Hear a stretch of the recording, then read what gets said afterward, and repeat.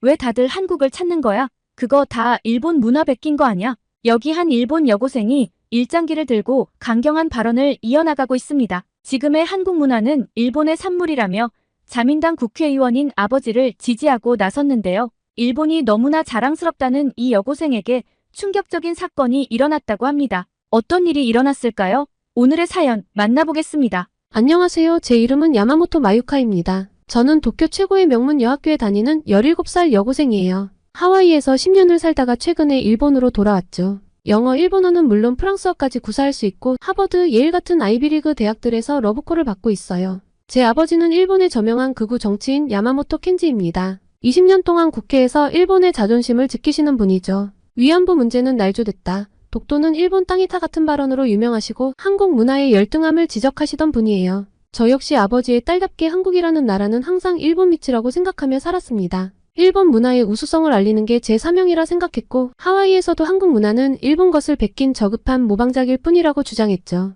하지만 한국 때문에 저와 우리 가족의 인생이 송두리째 바뀌어 버렸습니다. 저는 아침마다 일본 국가나 기미가요를 들으며 하루를 시작했어요. 아버지는 늘 말씀하셨죠. 마유카, 넌 일본인이라는 걸 잊지 마라. 우리는 세계에서 가장 우수한 문화를 가진 민족이다. 그 말씀은 제게 큰 자부심이 되었습니다. 하와이 학교에서는 제가 일본 문화를 알리는 작은 대사 같은 역할을 했어요. 처음에는 도시락을 보며 신기해하던 친구들에게 일본 요리의 철학을 설명해 주었죠. 우메보시는 단순한 절임이 아니야. 자연과 시간의 조화로 만들어진 일본의 지혜란다. 라고 말하면 친구들은 신기해했습니다. 그리고 저는 매주 일본어 스터디 모임을 열었어요. 처음에는 3명뿐이었지만 저는 포기하지 않고 꾸준히 일본의 우수성을 설파했죠. 한 달이 지나자 20명으로 늘었습니다. 문화제 때는 당당하게 다도 시연을 준비했어요. 차 한 잔을 대접하는데도 수백 년의 전통과 예절이 담겨있다는 걸 보여주고 싶었거든요. 저는 완벽한 자세로 차를 내리며 일본 문화의 품격을 설명했습니다. 주말이면 늘 유카타를 입고 다녔어요. 화려한 꽃무늬가 수놓아진 유카타를 입고 거리를 활보하면서 저는 일본 전통의 아름다움을 세상에 알리고 싶었죠. 당당한 걸음걸이로 일본의 기품을 보여주려 노력했어요. 특히 애니메이션 상영회를 열 때가 가장 자랑스러웠어요. 나루토와 원피스 같은 세계적인 작품들을 상영하면서 저는 일본 문화가 얼마나 대단한지 열정적으로 설명했죠. 우리의 애니메이션이 얼마나 뛰어난 스토리텔링과 작화를 가졌는지 제가 얼마나 자랑스러워하는지 모두에게 보여주고 싶었거든요. 하지만 한국 문화에 대해서만큼은 단호했습니다. 제 아버지는 국회에서 반한 발언으로 유명한 정치인이었고 저는 그런 아버지의 영향을 강하게 받았죠. K-팝이 화제가 될 때면 그건 일본 아이돌 문화의 모방작일 뿐이야 라고 잘라 말했습니다. 한국 문화를 좋아하는 친구들이 어떤 생각을 가지고 있던 상관없었어요. 제 말이 사실이니까요. 아버지의 역사 관련 발언들도 제게 깊은 영향을 미쳤습니다. 독도는 우리 땅이다. 위안부 문제는 조작됐다. 같은 말씀들을 들으며 자란 저는 그것을 절대적 진실로 받아들였죠. 저녁 식사 시간이면 아버지는 늘 한국에 대한 비판적인 시각을 심어주셨습니다. 그리고 전 방과 후에는 항상 일본 전통 예술을 연습했어요. 고토를 연주하고 다도를 익혔죠. 특히 고토의 맑은 음색이 울릴 때면 천년의 역사를 이어받은 제 자신이 자랑스러웠습니다. 하와이 관광객들이 가끔 일본에 대해 물어볼 때면 저는 열정적으로 설명했어요. 일본의 사계절 문화부터 시작해서 전통 예술, 현대 문화까지. 특히 일본 정원의 미학을 설명할 때면 저도 모르게 목소리에 자부심이 가득 차올랐습니다. 또한 학교에서 아시아 문화를 다룰 때면 저는 늘 일본의 독자성을 강조했습니다. 우리는 다른 아시아 국가들과는 다른 독특한 문화를 가지고 있어요 라고 말하면서 은연중에 한국과 중국을 낮추어보는 시각을 드러내기도 했죠. 그렇게 하와이에서의 생활은 제게 더없이 완벽했어요. 일본 문화를 알리는 대사가 되어 주변의 인정을 받으며 저는 점점 더 큰 자부심을 키워갔습니다. 하지만 어느 날 아버지의 해외 활동이 끝났다는 소식이 전해졌어요. 일본으로 돌아가게 된다는 말에 가슴이 두근거렸죠. 드디어 제가 그토록 사랑하는 일본으로 돌아가게 된다는 생각에 설렘이 가득했습니다. 저는 짐을 싸면서 하와이에서의 추억들을 하나하나 되새겨 보았어요. 이곳에서의 모든 순간이 저를 더 강한 일본인으로 만들어주었다고 생각했죠. 이제 진정한 일본으로 돌아가 더 큰 자부심을 키울 수 있을 거라 믿었습니다. 시간이 흘러 도쿄 하네다 공항에 도착하게 된 날이 온 순간부터 전 가슴이 벅찼어요. 드디어 제가 그토록 동경하던 일본에 왔다는 사실이 실감나지 않았죠. 명문 여고에 입학하게 되었다는 소식은 저를 더욱 설레게 했습니다. 그리고 입학식 날 저는 일찍 일어나 교복을 꼼꼼히 다렸어요. 세일러복의 주름 하나하나까지 신경 쓰면서 하와이에서 꿈꿔왔던 일본 여고생의 모습을 거울 앞에서 확인했죠. 드디어 진정한 일본인으로 살 수 있겠구나 라는 생각에 가슴이 떨렸습니다. 하지만 교실에 들어선 순간 뭔가 이상했어요. 친구들이 나누는 대화가 귀에 들어왔죠. 언니 대박. 진짜 대박이야.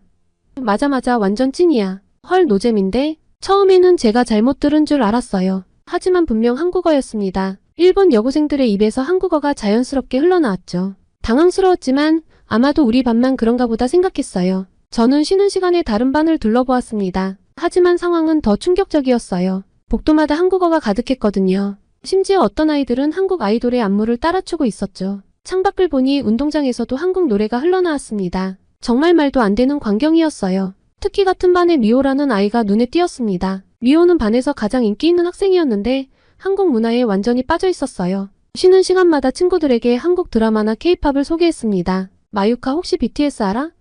미호가 제게 말을 걸었을 때 저는 차갑게 대답했어요. 그런 거 몰라. 하지만 미호는 웃으며 말했죠. 하와이에서 왔으면 당연히 알 줄 알았는데 신기하다. 저는 점심시간이면 더욱 동떨어진 기분이었어요. 친구들은 한국 예능 프로그램에서 본 먹방을 따라하며 깔깔거렸고 급식을 먹으면서도 한국 아이돌 이야기로 시끌벅적했죠. 전 그저 묵묵히 밥을 먹을 수밖에 없었습니다. 수업 중에도 친구들은 슬그머니 한글을 공부했어요. 교과서 귀퉁이에 한글을 적어놓고 쪽지로 한국어를 주고받았죠. 심지어 선생님께 들키면 한국어 공부하는 건 나쁜 게 아니잖아요? 라고 당당하게 말하는 아이들도 있었습니다. 저는 집에 돌아와서 아버지께 이 상황을 말씀드렸어요. 아빠 학교에서 다들 한국어를 써요. 이상해요. 아버지는 잠시 침묵하시더니 일시적인 현상일 뿐이다. 곧 사라질 거다. 라고 말씀하셨죠. 하지만 전 그게 일시적인 현상으로 보이지 않았습니다. 다음날 체육 시간에 충격적인 일이 있었어요. 반대항 발야구 경기를 하는데 친구들이 파이팅을 외치는 거예요. 저는 참을 수 없었습니다. 왜 일본어로 하지 않고 한국어를 쓰는 거야? 라고 따졌어요. 하지만 돌아온 대답은 그게 뭐가 잘못됐어? 였습니다. 그리고 도서관에서도 마찬가지였습니다. 한국어 학습서가 빼곡히 꽂혀 있었고 한국 드라마 대본으로 한국어를 공부하는 아이들이 많았어요. 일본 문학 코너는 한산했지만 한국 소설이 번역된 코너는 책이 늘 비어 있었죠. 저는 점점 더 혼란스러워졌어요. 하와이에서는 제가 일본 문화의 우수성을 알리는 대사 같은 존재였는데 정작 일본에서는 제가 이방인이 된 것 같았죠. 친구들은 한국 문화를 이야기할 때 눈을 반짝였고 일본 문화를 이야기하는 저를 구시대적이라는 눈으로 바라봤습니다. 특히 미호가 자주 하는 말이 가슴에 걸렸어요. 일본은 너무 답답해. 한국은 이렇게 자유롭고 트렌디한데. 그때마다 저는 반박하고 싶었지만 주변에 동조하는 목소리들 앞에서 제 목소리는 점점 작아졌습니다. 이런 상황이 계속되면서 저는 점점 더 고립되어 갔어요. 하와이에서는 당당했던 제가 이곳에서는 마치 시대에 뒤처진 사람처럼 느껴졌습니다. 밤마다 하와이에서의 추억을 떠올리며 울기도 했습니다. 왜 일본인들은 자신들의 문화를 자랑스러워하지 않는 걸까? 도무지 이해할 수 없었어요. 고립된 생활이 2달째 이어지던 어느 날 예상치 못한 일이 벌어졌습니다. 수업이 끝나고 교실을 나서는데 미호가 갑자기 제 이름을 불렀죠. 마유카 잠깐 시간 있어? 저는 경계하는 마음으로 고개를 끄덕였습니다. 미호는 의외의 말을 꺼냈어요. 사실 너희 아버님 기사를 봤어. 국회의원이시더라. 순간 긴장했지만 미호의 표정은 따뜻했죠. 그래서 내가 왜 그렇게 한국 문화를 거부하는지 조금은 이해가 갔어. 그리고 미호의 말은 계속되었어요. 우리 할아버지도 예전에 반한 감정이 심하셨대. 근데 한국 다큐멘터리를 보시고 많이 바뀌셨어. 혹시 나랑 같이 한번 볼래? 거절하려던 입이 멈칫했습니다. 미호의 진심 어린 눈빛이 마음을 흔들었어요. 사실 내심 궁금했는 거였는지도 모르겠습니다. 어떤 다큐멘터리인데? 그날 방과 후 도서관 시청각실에서 저는 생전 처음으로 한국 다큐멘터리를 보게 됐습니다. 나눔의 씨앗이라는 제목의 영상이었어요. 한국의 기부 문화를 다룬 내용이었죠. 처음에는 무관심한 척했지만 영상은 제 마음을 조금씩 흔들었어요. 수재민을 돕기 위해 자발적으로 모인 청년들, 어려운 이웃을 위해 월급의 절반을 기부하는 직장인들, 그리고 세계 곳곳에서 봉사활동을 하는 한국인들의 모습이 펼쳐졌습니다. 특히 충격적이었던 건 2011년 동일본 대지진 당시 한국인들의 모습이었어요. 구호물품을 보내고 성금을 모으고 자원봉사자로 달려온 한국인들. 그들의 따뜻한 마음이 화면을 통해 전해져 왔죠. 이건 거짓말이야. 저도 모르게 중얼거렸어요. 왜냐하면 그때 한국은 우리를 돕지 않았던 나라로 기사가 났었거든요. 미호가 조용히 말했습니다. 실화야. 우리 사촌 오빠도 그때 후쿠시마에서 자원봉사를 했거든. 지금도 그때 받은 도시락의 맛을 잊을 수 없다고 해. 아버지께서 늘 한국인들은 이기적이라고 말씀하셨는데 영상 속 모습은 완전히 달랐습니다. 그렇게 다큐멘터리가 끝나고 미호는 더 많은 이야기를 들려주었어요. 한국의 연예인들이 수익금을 기부하는 문화, 팬들이 아이돌 이름으로 하는 선행, 재난 현장에서 보여주는 시민의식까지요. 마유카, 우리가 한국 문화를 좋아하는 건 단순히 드라마나 음악이 재미있어서가 아니야. 그들의 따뜻한 마음이 문화에도 녹아있기 때문이야. 집으로 돌아가는 길 머릿속이 복잡했어요. 지하철에서 우연히 본 한국 관광 홍보 영상도 새롭게 보였죠. 거리의 한글 간판들도 더 이상 거슬리지 않았습니다. 그리고 다음 날부터 미호는 매일 저에게 새로운 영상을 보여주었어요. 위안부 할머니들을 위해 모금 활동을 하는 한국 학생들, 일본 문화를 존중하고 배우려 노력하는 한국인들의 모습까지. 특히 인상 깊었던 건 한국의 젊은이들이 역사 문제를 다루는 태도였어요. 한국에 대해서 많은 외국인들이 놀라는 것들이 또 있는데요. 특히 사업을 위해 한국에 방문한 외국인들이 감탄하는 회사가 있다고 합니다. 독보적인 업계 1위이면서 고객 만족뿐 아니라 지역사회 환원까지 세상에 도움이 필요한 곳에 아낌없이 나눔과 봉사를 실천하고 있어 더욱 놀라움을 자아내는데요. 바로 신차 장기 렌트 및 리스 회사인 KS 오토플랜입니다. 차량 구매뿐 아니라 기존 차량 처분까지 원스톱으로 처리가 가능한 건 물론 항상 고객님께 듣고 고객님으로부터 답을 찾아 고객님께 돌려드리는 기업을 표방하는 만큼 렌트와 리스 시 중도 해지를 원하시는 경우 고객님이 최대한 페널티를 적게 가지고 가시도록 체계화된 승계 부서를 운영하고 있습니다. 사람을 최우선으로 생각하는 회사답게 처음 회사를 시작하던 그 마음 그대로 취약계층 아동과 시설의 지원을 아끼지 않는 KS 오토플랜. 따뜻한 심장을 가진 KS 오토플랜이 구독자 여러분들을 위해 특별한 혜택을 준비했습니다. 지금 고정 댓글을 클릭하시고 구독자분들만을 위한 특별한 혜택과 함께 이웃을 위한 나눔까지 실천해보세요. 이제 소유가 아닌 이용의 시대. 더 현명한 선택을 원하시다면 지금 당장 KS 오토플랜에서 시작하세요. 과거를 잊지 않되 미래를 향해 나아가려 하는 모습, 증오 대신 이해를 선택하는 모습이 놀라웠습니다. 마유카, 이번 주말에 한국문화원 행사가 있는데 같이 갈래? 미호의 제안에 처음으로 고개를 끄덕였어요. 더 이상 저항할 이유를 찾지 못했죠. 문화원에서 본 한국의 모습은 제가 알던 것과 달랐어요. 전통과 현대가 조화롭게 어우러진 문화, 정이 넘치는 사람들의 모습이 인상적이었죠. 특히 한복체험관에서 본 의상의 아름다움은 제가 알던 펑퍼짐한 옷이라는 편견을 완전히 깨버렸습니다. 저는 집에 돌아오자마자 노트북을 펼쳤어요. 처음으로 한국의 기부 문화와 선한 영향력에 대해 검색하기 시작했죠. 쏟아지는 정보들 속에서 저는 점점 더 깊은 생각에 빠져들었습니다. 그날 밤 처음으로 아버지의 과거 발언들에 의문을 품게 됐어요. 이제껏 맹목적으로 믿어왔던 것들이 하나둘 흔들리기 시작했죠. 하지만 이상하게도 마음이 불편하지 않았습니다. 오히려 새로운 진실을 발견하는 설렘이 가득했어요. 그렇게 미호를 만난 지 한 달, 제 인생에서 가장 많이 배우고 성장한 시간이었습니다. 이제 저는 한국이라는 나라를 새로운 눈으로 바라보게 되었죠. 아직 완전히 마음이 열린 것은 아니었지만 적어도 더 이상 닫혀있지는 않았어요. 그러던 어느 일요일 아침이었습니다. 평소 아픔을 내색하지 않던 아버지가 갑자기 젓가락을 떨어뜨리셨습니다. 식탁에서 시작된 복통은 순식간에 악화되었어요. 식은땀을 흘리며 옆구리를 부여잡으셨습니다. 우리는 놀라 자리에서 벌떡 일어나 아버지께 달려갔어요. 여보, 괜찮으세요? 그냥 새벽부터 좀 아팠는데. 아버지는 말씀이 채 끝나기도 전에 탁자를 움켜쥐셨어요. 손마디가 하얗게 변할 정도였죠. 이건. 늘 강인하시던 아버지가 이렇게 고통스러워하시는 모습은 처음이었습니다. 어머니는 즉시 119를 부르셨고 저는 두려움과 걱정에 발만 동동 굴리며 아버지 옆을 지켰어요. 구급차가 올 때까지의 10분은 1시간처럼 느껴졌습니다. 그렇게 응급실에 도착하자마자 의사가 CT 촬영을 했어요. 맹장이 파열 직전입니다. 즉시 수술해야 해요. 그리고 그때 수술복을 입은 의사가 들어왔어요. 김민수 선생님께서 집도하실 겁니다. 순간 아버지의 얼굴이 굳어졌어요. 통증으로 일그러진 얼굴에 다른 감정이 스쳐 지나갔습니다. 한국인, 의사라고요? 아버지는 고통 속에서도 고개를 저으셨어요. 다른 의사는 없나요? 일본, 의원님, 김 의사가 단호하게 말했습니다. 맹장이 터지기 직전입니다. 복막염으로 번지면 생명이 위험할 수 있어요. 지금은 제가 유일한 선택입니다. 아버지의 눈에서 복잡한 감정이 스쳐 지나갔어요. 평생을 한국을 비난하며 살아오신 분이 이제 한국인 의사의 손에 자신의 생명을 맡겨야 하는 상황. 그 아이러니가 아버지를 괴롭히는 게 보였습니다. 다행히 수술은 성공적이었습니다. 하지만 그보다 더 놀라운 일을 간호사들을 통해 알게 되었어요. 김 선생님, 오늘 어머님 첫 끼일이셨다면서요? 그래도 응급 호출에 바로 오시고. 네, 가족들과 식사하시다가 바로 뛰어오셨어요. 항상 그러시죠. 아버지는 그 말을 듣고 깊은 충격을 받으신 것 같았어요. 자신을 비난할 법도 한데 아주 중요한 사적인 일까지 미루며 달려온 김 의사의 모습에 마음이 흔들리신 게 보였습니다. 이틀 후 아버지가 완전히 의식을 되찾으셨을 때 김 의사가 병실을 찾았어요. 의원님, 솔직한 말씀 드려도 될까요?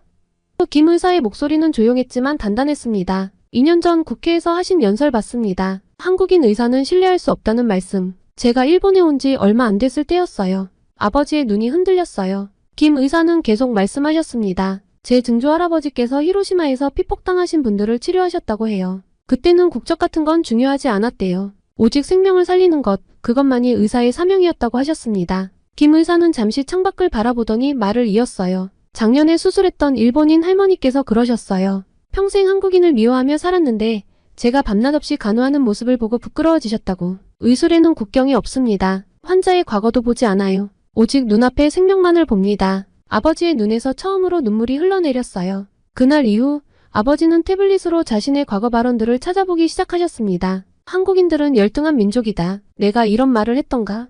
그 기사를 읽을 때마다 아버지의 손이 떨렸어요. 위안부 문제는 조작됐다. 독도는 우리 땅이다. 한국의 문화는 일본 문화의 저급한 모방일 뿐. 아버지는 깊은 한숨을 내쉬셨습니다. 특히 일본 대지진 때 한국의 구호 활동을 비난했던 발언을 보시고는 한참을 말씀을 못하셨어요. 당시 한국 의료진들이 보여준 헌신적인 모습들이 사진과 함께 실려 있었거든요.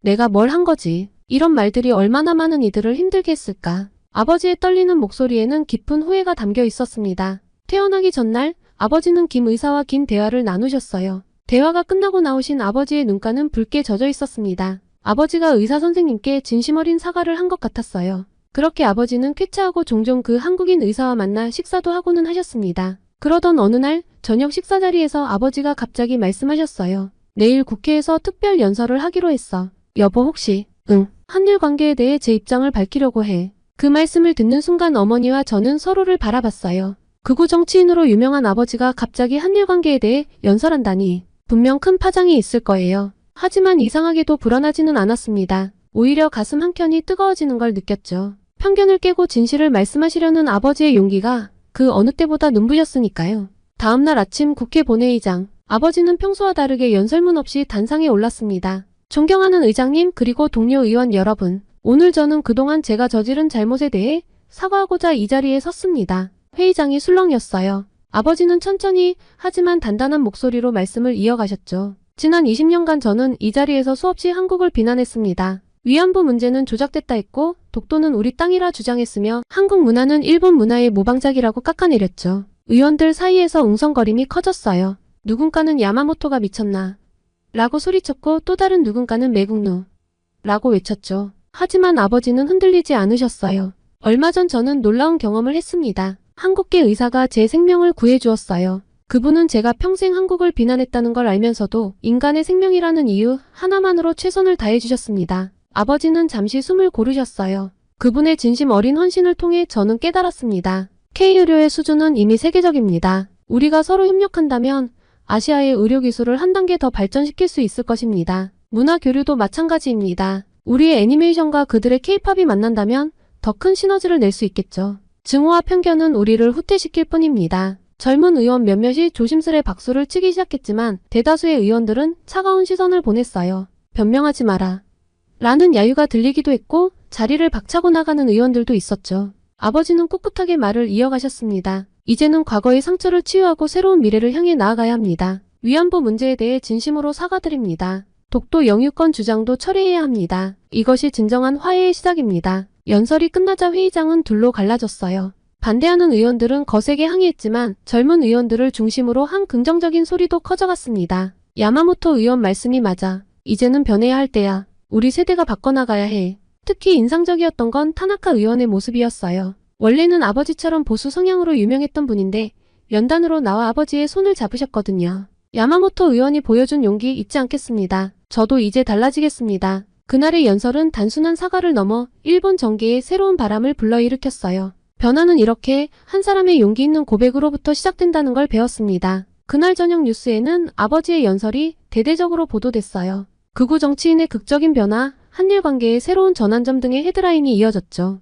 다음 주 우리 학교 문화제에서 저도 큰 결심을 했어요. 한일 교류의 새로운 시작이라는 주제로 발표를 준비했습니다. 미호가 자료 수집을 도와주었고 발표 전날 밤새도록 연습했어요. 떨리는 마음으로 단상에 올랐습니다. 강당은 학생들과 학부모들로 가득 찼어요. 여러분, 저는 얼마 전까지 한국을 증오했습니다. 아니, 정확히는 한국을 모른 채 증오했죠. 그게 제가 배운 방식이었으니까요. 청중들 사이에서 작은 술렁임이 일었습니다. 하지만 제게 특별한 일이 있었습니다. 한국계 의사 선생님이 제 아버지의 생명을 구해주셨어요. 그분은 아버지가 평생 한국을 비난했다는 걸 알면서도 어떤 편견도 없이 최선을 다해주셨죠.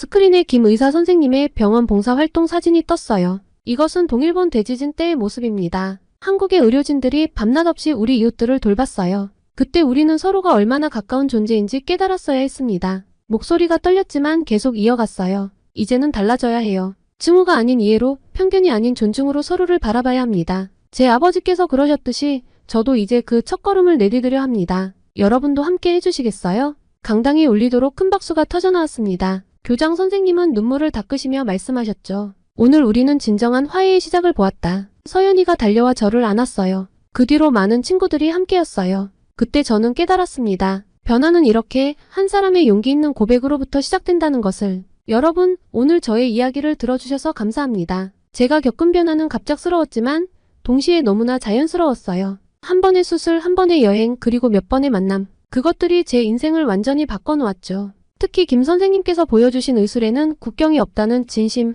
한국에서 만난 따뜻한 시선들, 그리고 위안부 할머니의 용서하는 마음. 이 모든 것들이 저희 가족의 편견을 녹여버렸습니다. 이제 저는 매일 아침 창문을 열며 생각해요. 바다 건너 그곳에도 똑같은 아침 해가 뜨고 똑같은 젊은이들이 꿈을 키워간다는 것을. 우리는 서로를 미워하기에는 너무나 가까운 이웃이에요. 여러분도 혹시 저처럼 편견을 가지고 계시다면 잠시 마음을 열어보시면 어떨까요? 증오는 증오로 남지만 이해는 더 큰 이해를 낳는다는 걸 저는 이제 알게 되었으니까요. 마지막으로 이 이야기를 끝까지 들어주신 여러분께 진심으로 감사드립니다. 우리 모두가 변화의 시작이 될 수 있다고 믿습니다. 감사합니다. 한국이 태국인들을 희롱하다. 말도 안 되는 이 문구는 태국 기자가 쓴 기사의 헤드라인입니다. 현재 조회수가 1000만에 육박하며 댓글에는 한국 비난이 넘쳐나고 있다고 하는데요. 과거 한국이 일본인들에게 당한 것과 똑같은 짓을 하고 있는 한국은 절대로 용서받을 수 없다는 사람들이 늘어나며 가까스로 잦아들던 벤코리아 운동에 다시 장작을 넣었다고 합니다. 도대체 그녀의 기사가 어떻게 한국을 언급했길래 이토록 태국인들이 동조하고 있는 걸까요? 오늘의 사연 만나보겠습니다. 안녕하세요. 저는 방콕의 한 신문사에서 일하는 26세 기자 파이린입니다. 저희 아버지는 태국의 유명한 국제무역회사 CEO이시며 어머니는 태국 왕실과 가까운 명문 가문 출신이세요. 저희 가족은 방콕 중심가의 고급 주택가에 위치한 대저택에서 살고 있답니다. 물질적으로 부족한 것 없이 살아왔기에 저는 최고의 사립학교인 룰리아 파이에 다녔고 대학은 영국 옥스퍼드에서 졸업했어요. 매년 가족들과 함께 해외여행을 다니며 다양한 문화를 접할 수 있었죠. 풍족한 집안 사정 덕분에 저는 늘 금전적인 걱정 없이 원하는 공부와 경험을 할 수 있었습니다. 하지만 저는 이런 환경에 안주하지 않고 제 능력으로 세상에 기여하고 싶었어요. 그저 부모님 돈이나 쓰고 다니는 골빈 여자의 소리가 듣기 싫었거든요. 그래서 태국의 가장 저명한 신문사인 태국낫의 기자가 되어 사회의 목소리를 전하는 일을 선택했죠. 그런데 최근 한국 때문에 정말 엄청난 일을 겪었습니다. 제 인생의 터닝포인트라고 해도 될 만한 그런 사건이었죠. 방콕의 아침은 언제나 분주해요. 거리는 사람들과 차들로 북적이고 길가의 노점상들은 아침 식사를 준비하느라 바쁘죠. 저도 그 한복판을 지나 출근길에 올랐습니다. 평소와 다름없는 아침 같았지만 뭔가 달랐어요. 여러분도 아시겠지만 거리 곳곳에서 벤코리아 포스터가 눈에 띄었거든요. 사무실에 도착하자마자 편집장님이 저를 부르셨어요. 파이린, 최근 태국 내반한 감정에 대해 어떻게 생각해? 그 순간 머릿속이 복잡해졌죠. 글쎄요. 복잡한 문제 같아요. 태국인 추방이랑 한국 기업들의 태국 시장, 철수와 직원들의 대규모 해고 소식이 전해지면서 사람들의 감정이 격해졌어요. 편집장님은 고개를 끄덕이셨어요. 맞아. 이 문제에 대해 심층 취재를 해보는 게 어떻겠나. 현장의 목소리를 들어보고 싶어. 저는 망설임 없이 수락했습니다. 제 동생 아티차이가 한국의 대학교에서 유학 중이거든요. 네, 알겠습니다. 최선을 다해 취재하겠습니다. 그렇게 제가 첫 번째로 찾아간 곳은 한국 기업이 운영하는 공장 근처였어요. 그곳에서 일하는 노동자들을 만나 이야기를 들어보고 싶었거든요. 공장 앞에 도착하자 10여 명의 노동자들이 모여 있었는데 그들의 표정은 불안해 보였죠. 안녕하세요. 저는 태국낫 기자 파이린입니다. 현재 상황에 대해 어떻게 생각하시나요? 제 질문에 한 노동자가 입을 열었어요. 우리는 불안합니다. 인도에서 일어난 파업 소식을 들었어요. 우리도 임금 인상을 요구해야 하지 않을까 고민 중이에요. 다른 노동자도 끼어들었죠. 맞아요. 한국 기업들이 하나둘씩 떠나고 있는데 우리 일자리는 어떻게 될지 모르겠어요. 그들의 이야기를 들으며 마음이 무거워졌어요. 이건 단순한 경제 문제가 아니라 사람들의 삶과 직결된 문제라는 걸 실감했죠. 그런데 취재를 마치고 돌아오는 길에 문득 아버지 생각이 났어요. 아버지도 한국 기업들과 거래를 많이 하시는데 이런 상황이 아버지의 사업에도 영향을 미치지 않을까 걱정되더라고요. 집에 돌아와서 본 아버지의 표정이 역시 어두웠어요. 파이린 회사 사정이 안 좋아. 아버지의 말씀에 가슴이 철렁 내려앉았어요. 무슨 일이에요, 아빠? 아버지는 한숨을 쉬셨어요. 한국 기업들과의 거래가 줄어들면서 회사 매출이 급감했어. 이대로 가다간 직원들 월급도 주기 힘들 거야. 그 순간 제가 취재했던 노동자들의 얼굴이 떠올랐어요. 그들도 우리 가족도 모두가 이 상황의 피해자라는 생각이 들었죠. 아빠, 제가 이 문제에 대해 취재 중이에요. 어떻게든 해결책을 찾아볼게요. 제 말에 아버지는 쓴웃음을 지으셨어요. 고맙다, 파이린. 하지만 이건 그리 간단한 문제가 아니야. 다음날 저는 더 열심히 취재에 임했어요. 한국 기업 관계자들도 만나보고 경제 전문가들의 의견도 들어봤죠. 모두가 입을 모아 이야기했어요. 이건 단순히 한국과의 문제가 아니라 글로벌 경제의 연쇄 반응이라고요. 한 전문가는 이렇게 말했어요.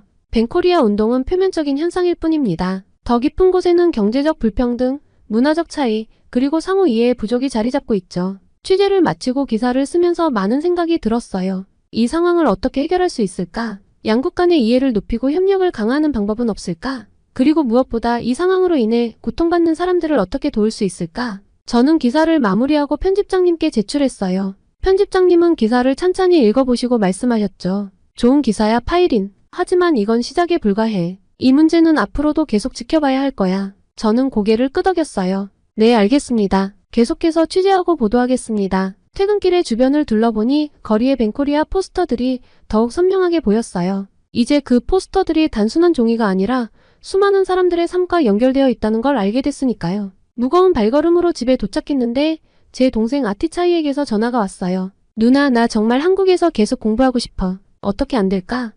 아티차이의 목소리에서 절박함이 느껴졌죠. 아티차이야, 지금은 상황이 많이 어려워. 조금만 기다려줘. 전화를 끊고 나니 마음이 더 무거워졌어요. 그리고 이날은 한국 기업에서 일하는 태국 노동자들과의 인터뷰가 예정되어 있던 날이었어요. 출근길에 커피를 사면서 신문 가판대를 지나쳤는데 벤코리아 관련 기사가 이면을 장식하고 있더라고요. 이 문제가 얼마나 심각하게 지속되고 있는지 다시 한번 실감했죠. 전 회사에 도착해서 바로 인터뷰 장소로 향했어요. 그곳에서 만난 노동자들의 표정은 복잡해 보였는데 한 노동자가 말을 꺼냈죠. 우리도 처음엔 벤코리아 운동에 동참하려고 했어요. 하지만 곰곰이 생각해보니 그게 과연 옳은 일인지 모르겠더라고요. 우리 일자리도 위험해질 수 있잖아요. 이어서 다른 노동자도 의견을 덧붙이더라고요. 맞아요. 한국 기업들이 철수하면 우리는 어디서 일하나요? 임금 인상을 요구하고 싶지만 그러다 회사가 문을 닫으면 어쩌죠?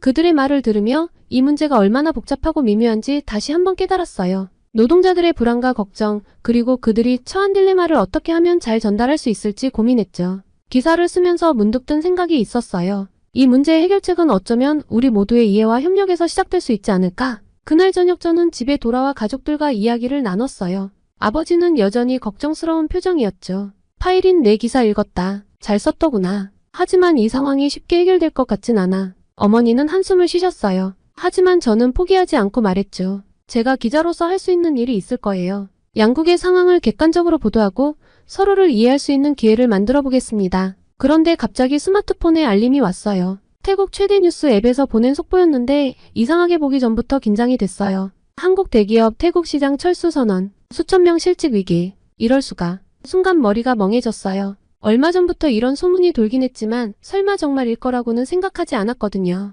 서둘러 뉴스를 확인해보니 상황은 생각보다 더 심각해 보였어요. 여러 한국 대기업들이 동시에 태국 시장 철수를 선언했고 이로 인해 수많은 태국인 직원들이 일자리를 잃게 될 상황이라고 하더라고요. 다음날 출근을 할 때 둘러본 주변은 분위기가 심상치 않았어요. 거리 사람들의 표정이 어둡고 여기저기서 흥분한 목소리가 들려왔죠. 버스 안에서도 승객들이 이 소식에 대해 열띤 토론을 하고 있었어요. 어떻게 이럴 수가 있지? 우리를 무시하는 거야. 이제 어떻게 살아가야 하나? 회사에 도착하자마자 편집장님이 저를 불렀어요. 파이린, 큰일 났어. 한국 기업들의 태국 시장 철수로 인해 대규모 시위가 계획되고 있대. 지금 당장 현장으로 가서 취재해와. 저는 고개를 끄덕이고 바로 현장으로 향했죠. 시내 중심가에 도착하니 이미 수백 명의 사람들이 모여 있었어요. 그들은 한국 기업은 나가라. 우리의 일자리를 돌려달라. 와 같은 구호를 외치고 있었죠. 현수막에는 벤코리아라는 문구가 크게 적혀 있었어요. 이게 바로 벤코리아 운동의 시작이었던 거예요. 저는 곧바로 시위대 속으로 들어가 취재를 시작했어요. 한 시위 참가자가 말했죠. 우리는 몇 년 동안 한국 기업을 위해 열심히 일했어요. 그런데 이렇게 갑자기 우리를 버리다니 너무 비인간적이에요. 그리고 다른 참가자는 이렇게 말했어요. 이제 한국 제품은 절대 사지 않을 거예요. 우리 태국 제품으로 충분해요. 시위 현장을 취재하고 있는데 갑자기 한 무리의 사람들이 근처의 한국 제품 판매점으로 향하는 걸 봤어요. 갑자기 놀랄만한 광경이 벌어졌어요. 그들은 가게 유리창에 돌을 던지고 안에 있던 제품들을 거리로 끌어내 부수기 시작했죠. 경찰이 출동했지만 시위대의 규모가 너무 커서 통제가 쉽지 않아 보였어요. 이 광경을 보며 저는 가슴이 아팠어요. 분노는 이해하지만 이런 폭력적인 방식은 문제를 해결하는 데 도움이 되지 않을 거라고 생각했거든요. 하지만 저는 기자로서 객관적인 시각을 유지하려 노력했습니다. 취재를 마치고 사무실로 돌아와 기사를 쓰기 시작했어요. 벤코리아 운동 확산, 폭력 사태로 번져라는 제목으로 오늘 있었던 일들을 상세히 보도했죠. 기사를 쓰면서도 마음이 무거웠어요. 이 사태가 어디까지 번질지, 어떤 결과를 낳게 될지 걱정되더라고요. 기사를 제출하고 퇴근하려는데 편집장님이 다시 저를 불렀어요. 파일인 내 기사 잘 봤다. 하지만 이건 시작에 불과해. 앞으로 이 문제를 계속 취재해야 할 거야. 특히 한국 기업에서 일하는 태국 노동자들의 이야기에 집중해봐. 마음이 무거웠습니다. 저는 집으로 가는 길에 친구 수환과 통화했어요. 수환은 한국 기업에서 일하고 있었죠. 파일인 큰일 났어. 우리 회사도 곧 문을 닫는데 나는 이제 어떻게 해야 하지? 수환의 목소리에서 불안과 공포가 느껴져 저도 덩달아 심장이 철렁 내려앉았습니다. 수환 너무 걱정하지 마. 만나서 이야기 좀 할까? 저는 곧바로 수환과 만나 이야기를 나눴어요. 수환이 눈물을 글썽이며 말했죠. 우리는 정말 열심히 일했어. 그런데 이렇게 갑자기 배신이라니. 나뿐만 아니라 많은 동료들이 큰 충격을 받았어. 이야기를 들으며 이번 사태가 개인의 삶에 얼마나 큰 영향을 미치는지 실감할 수 있어 착잡했습니다. 그날 오후 저는 한국 기업 관계자와 인터뷰를 했어요. 그는 아주 조심스럽게 말을 이어갔죠. 우리도 이런 결정을 내리고 싶지 않았습니다. 하지만 글로벌 경제 상황과 본사의 정책 변화로 인해 어쩔 수 없었어요. 우리는 최선을 다해 직원들을 지원하고 있습니다. 짧은 인터뷰를 마치고 나오는데 회사 앞에서 시위가 벌어지고 있더라고요. 노동자들이 모여 우리의 일자리를 지켜달라고 외치고 있었죠. 그들의 절박한 목소리를 들으며 이 문제가 얼마나 복잡하고 해결하기 어려운지 다시 한번 깨달았어요. 집에 돌아와 여전히 어두운 아버지의 얼굴을 마주했습니다. 파일인 우리 회사도 어려워지고 있어. 한국 기업들과의 거래가 대부분 끊겼거든. 아버지의 말씀에 뒤통수를 얻어맞은 듯한 충격이 전해졌어요. 아버지는 한숨을 쉬시더니 말씀을 이어가셨어요. 회사가 어려워졌다. 한국 기업들과의 거래가 대부분 끊겼거든. 이대로 가다간 직원들 월급도 주기 힘들 것 같아. 순간 머릿속이 하얘졌어요. 아버지의 회사가 어려워진다는 건 우리 가족에게 큰 타격이 될 거라는 걸 잘 알고 있었거든요. 그런데 더 충격적인 말씀이 이어졌어요. 아티차이는 더 이상 유학 비용을 감당하기 어려울 것 같아. 한국에서 돌아와야 할 것 같구나. 가슴이 정말 아팠어요. 동생이 한국 유학을 얼마나 꿈꿔왔는지, 그곳에서 얼마나 열심히 노력하고 있는지 잘 알고 있었거든요. 하지만 현실은 냉혹했죠. 벤코리아 운동의 여파로 아버지의 사업이 어려워지고 그 결과 아티차이의 꿈까지 무너지고 있었어요. 가족 모두가 무거운 침묵 속에 빠져들었죠. 저는 이 상황을 어떻게든 해결해야 한다는 생각이 들었어요. 아빠, 제가 뭔가 할 수 있는 일은 없을까요? 아버지는 고개를 저으셨어요. 파일인 내 마음은 고맙지만 이건 그리 간단한 문제가 아니야. 전체적인 경제 상황이 좋지 않아. 우리 회사뿐만 아니라 다른 많은 기업들도 어려움을 겪고 있어. 아버지의 말씀에 무력감이 밀려왔어요. 그런데 문득 아티차이가 걱정됐어요. 한국에서 공부하고 있는 동생에게 이런 상황이 어떤 영향을 미칠지 궁금했거든요. 저는 방으로 들어와 바로 아티차이에게 전화를 걸었습니다. 아티차이야, 괜찮아? 학교에서 어려움은 없어?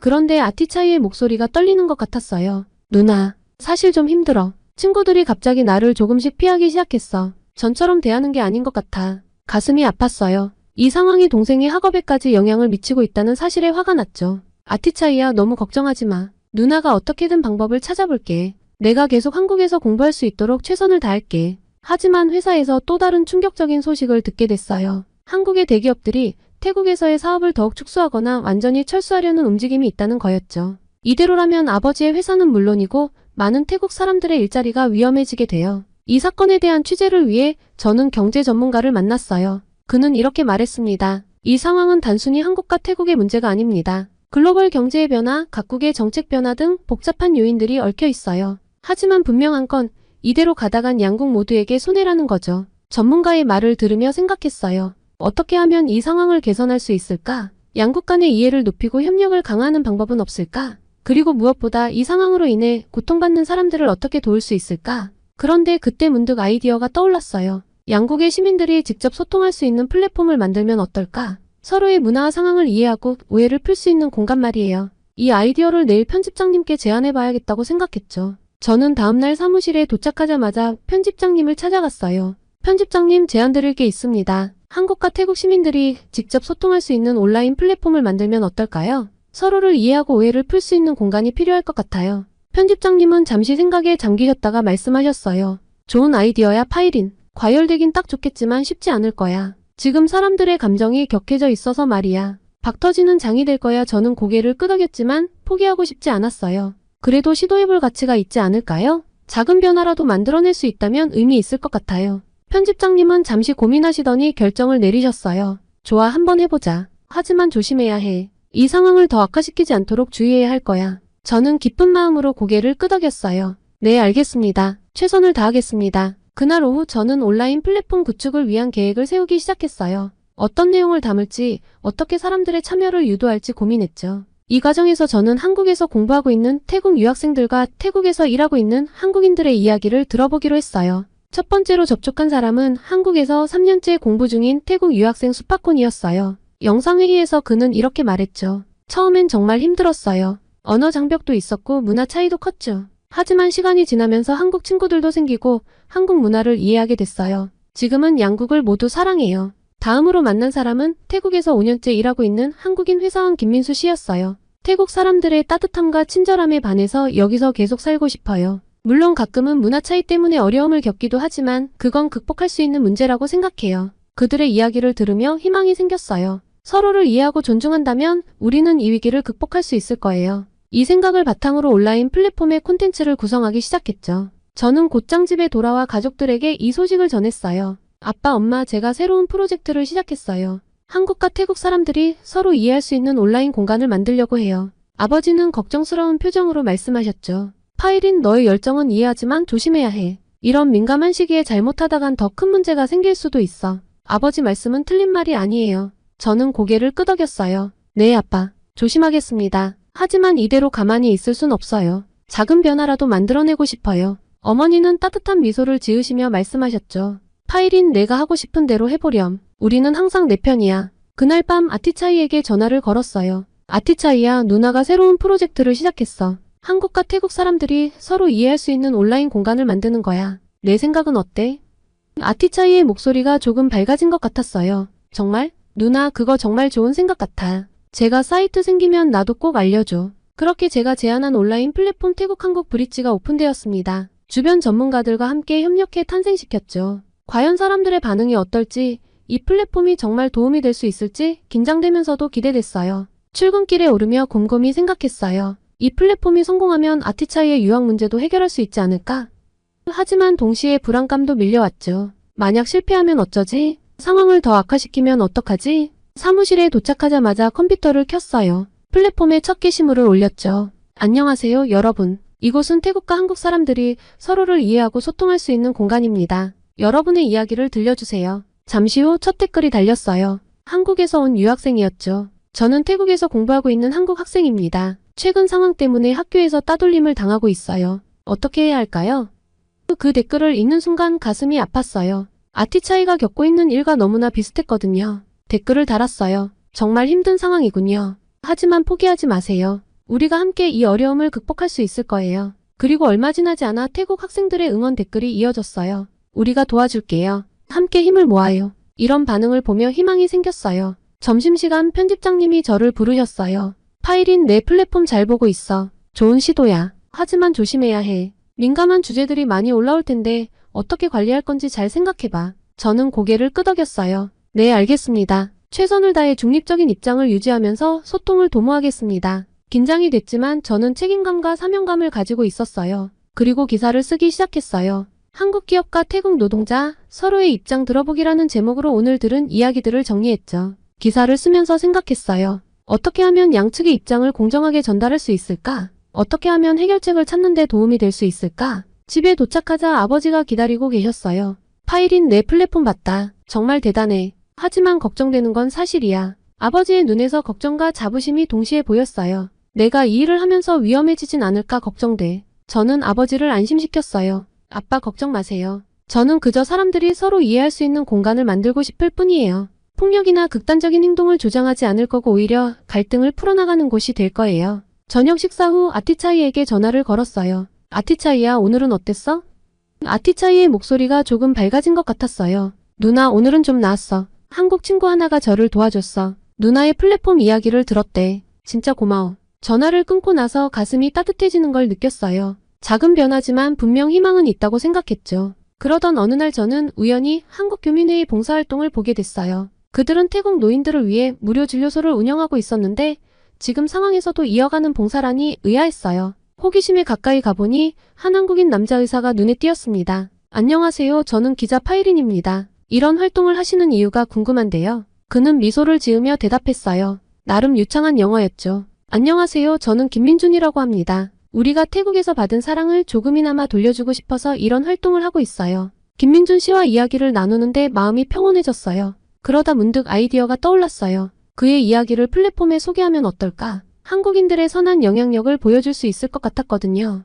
김 선생님, 혹시 저희 온라인 플랫폼에 인터뷰를 해주실 수 있을까요? 선생님의 이야기가 양국관계 개선에 도움이 될 것 같아요. 김민준 씨는 기꺼이 동의해 주셨습니다. 사무실에 도착해서 바로 김민준 씨의 인터뷰 기사를 작성했어요. 한국인 의사, 태국에서 사랑을 나누다라는 제목으로 그의 봉사활동과 태국에 대한 애정을 소개했죠. 이 기사를 플랫폼에 올리자 많은 사람들이 긍정적인 반응을 보였어요. 이런 분들이 계시다니 감동이에요. 우리도 한국인들에게 더 따뜻하게 대해야겠어요. 이런 댓글들을 보며 조금이라도 서로의 마음이 통한 것 같아 기뻤어요. 그리고 전 앞으로 양국의 청년들이 직접 만나 대화를 나눌 수 있는 오프라인 행사도 계획하고 있었고요. 그날 저녁 집에 돌아와 보니 아버지가 TV 앞에서 한숨을 쉬고 계셨어요. 뉴스에서는 한국 기업의 추가 철수 소식이 나오고 있었죠. 파이린, 이대로 가다간 우리 회사도 버티기 힘들 것 같아. 아버지의 말씀에 가슴이 아팠어요. 하지만 저는 희망을 놓지 않았어요. 아빠 걱정 마세요. 제 플랫폼을 통해 조금씩 변화가 일어나고 있어요. 물론 이거 하나로 당장 해결되는 건 없겠죠. 시간이 걸리겠지만 반드시 상황이 나아질 거예요. 아버지는 힘없이 미소를 지으셨어요. 그래, 내 말대로 되길 바란다. 정말 믿기 어렵게도 제가 만든 온라인 커뮤니티 태국 한국 브릿지의 영향력이 조금씩 커지고 있었고 좋은 글들이 많이 올라오기 시작했어요. 서로의 나라 하나씩 칭찬하기 챌린지를 열자 반응이 더욱 열띠었죠. SNS를 통해 제 활동이 주목받기 시작했는데 많은 사람들이 저의 노력을 응원하고 지지해주고 있었어요. 심지어 몇몇 유명 인플루언서들도 동참 의사를 밝혔어요. 이런 반응에 힘을 얻어 더 열심히 활동했어요. 오후에 한한국대학의 문화교류 프로그램 담당자와 화상회의가 있었는데 그들은 제 커뮤니티를 통해 태국 학생들을 초청하고 싶다고 했죠. 파이린 씨, 당신의 노력에 감명받았습니다. 우리도 양국관계 개선에 동참하고 싶어요. 이 제안을 들으며 아티차이 생각이 났어요. 이 기회로 아티차이가 계속 한국에서 공부할 수 있지 않을까? 희망이 생겼죠. 바로 아티차이에게 전화를 걸었어요. 아티차이야, 좋은 소식이 있어. 한국 대학에서 태국 학생들을 초청하려고 해. 내가 지원해보는 게 어때? 아티차이의 목소리가 밝아졌어요. 정말? 누나 정말 고마워. 한번 알아볼게.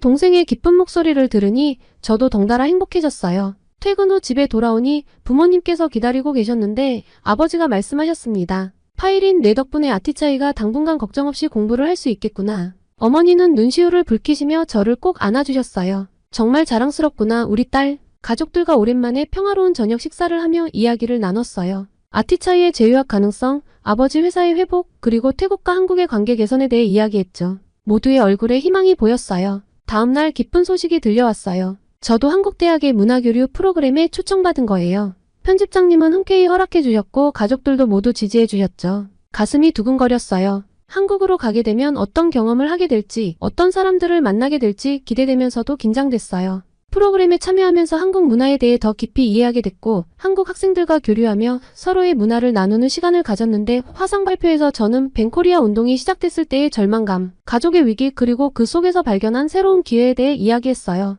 어떻게 온라인 커뮤니티를 만들어 양국 간의 이해를 높이려 노력했는지, 그 과정에서 어떤 변화가 일어났는지 설명했고요. 발표를 마치고 나니 많은 학생들이 채팅으로 격려의 말을 건넸어요. 정말 감동적이었어요. 당신의 이야기에서 용기를 얻었어요. 이런 반응을 보며 제가 한 일이 정말 의미 있었다는 걸 다시 한번 느꼈어요. 이번 경험을 통해 저는 더 큰 꿈을 꾸게 됐어요. 단순히 태국과 한국의 관계를 개선하는 것을 넘어 전 세계의 문화 간 이해를 돕는 일을 하고 싶어졌거든요. 한국에서의 경험을 바탕으로 더 다양한 문화교류 프로그램을 기획하고 더 많은 사람들이 참여할 수 있는 플랫폼을 만들 거예요. 물론 태국의 기자로 자리를 잡은 제가 다시 초심으로 돌아가 한국으로 나가는 것이 두렵기도 했지만 동시에 새로운 도전에 대한 설렘이 큽니다. 가족들에게 이 소식을 전했을 때 모두가 저를 지지해 주셨어요. 아버지는 내가 어디에 있든 무엇을 하든 우리는 항상 내 편이야. 라고 말씀해 주셨고 어머니는 내가 자랑스럽구나. 더 넓은 세상에서 내 꿈을 펼치렴. 이라고 격려해 주셨죠. 아티차이도 누나는 꼭 성공할 거야.